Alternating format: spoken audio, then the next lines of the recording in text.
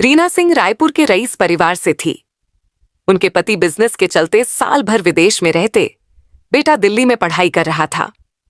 रीना जी के पास सिर्फ उनकी बड़ी कोठी और ढेर सारे नौकर चाकर थे। बड़े घर में अकेलापन जैसे दीवारों में संगुत थे। इन्हीं दिनों गांव से नया नौकर आया विनोद। उम्र कोई 26 साल, लंबा चौड़ा, मेहनती, मगर नजरें नीची रखने वाला। उसका काम था गार्डन देखना, सामान लाना और मालकिन के छोटे छोटे काम करना। धीरे धीरे रीना का मन उसके भोलेपन में उलझने लगा। एक दिन दोपहर में चाय का कप थमाते हुए रीना ने पूछा, तुम्हारी बीवी नहीं है? विनोद थोड़ा सकुचाया।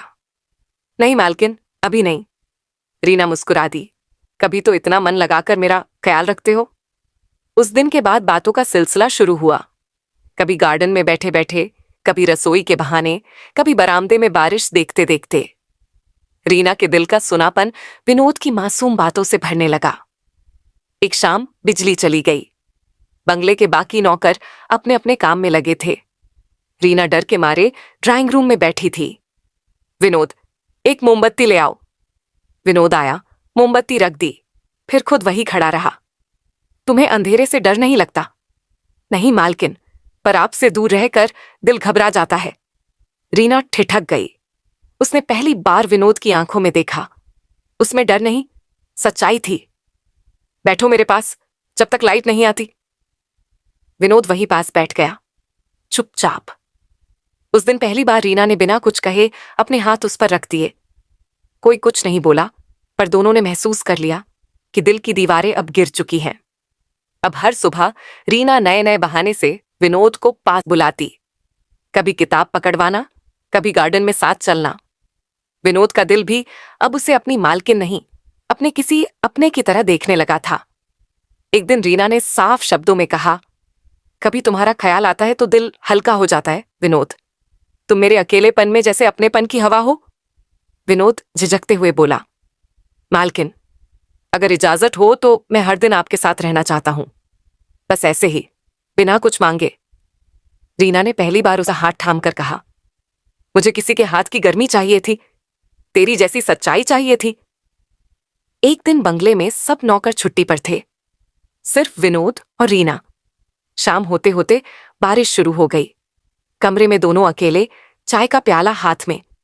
बारिश के मौसम में दिल कुछ ज्यादा तन्हा हो जाता है ना।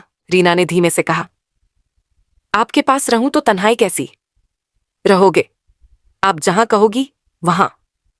धीरे धीरे रीना ने विनोद का हाथ पकड़ा और अपने कमरे में ले गई। उस रात दोनों ने कोई सीमा नहीं देखी, कोई फर्क नहीं गिना। अमीरी गरीबी का फासला सिर्फ दुनिया के लिए था, उनके लिए नहीं। रीना ने कहा, आज से मेरा दिल सिर्फ तेरा है, दुनिया जो कहे मैं नहीं सुनूंगी। अगले दिन रीना के पति का फोन आया, तुम्हें जैसी जिंदगी चाहिए ले लो रीना, मैं तुम्हारे लिए अब कोई मायने नहीं रखता, तलाक के कागज भेज रहा हूं। रीना ने बिना दुख के वो कागज साइन कर दिए।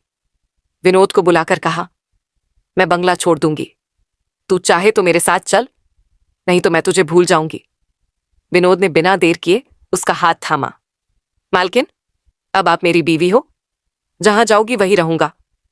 रीना ने सब बैठकर विनोद के गांव में एक छोटा सा घर बना लिया। सुबह वो खेतों में काम करता, रीना मिट्टी में पौधे लगाती। दोपहर में दोनों साथ खाना खाते, शाम को चौपाल में बैठते। लोग बातें करते, मगर वो लोग अब किसी के डर में नहीं रहते थे। धीरे धीरे विनोद का प्यार रीना को उस सुकून में ले आया जो बड़े बंगले के बंद कमरों में कभी नहीं था। कुछ साल बाद गांव में लोगों ने देखना छोड़ दिया कि कौन मालकिन है, कौन नौकर। सब उन्हें एक खुशहाल जोड़ी मानने लगे। रीना अक्सर कहती, जिस दिन तुमने मेरा हाथ थामा था विनोद, उस दिन पहली बार मुझे किसी ने इंसान समझा था, मालकिन नहीं। विनोद हर बार मुस्कुराकर कहता, और उस दिन से मैं तुम्हारे दिल का नौकर बन गया। अब आप मेरी बीवी हो, जहां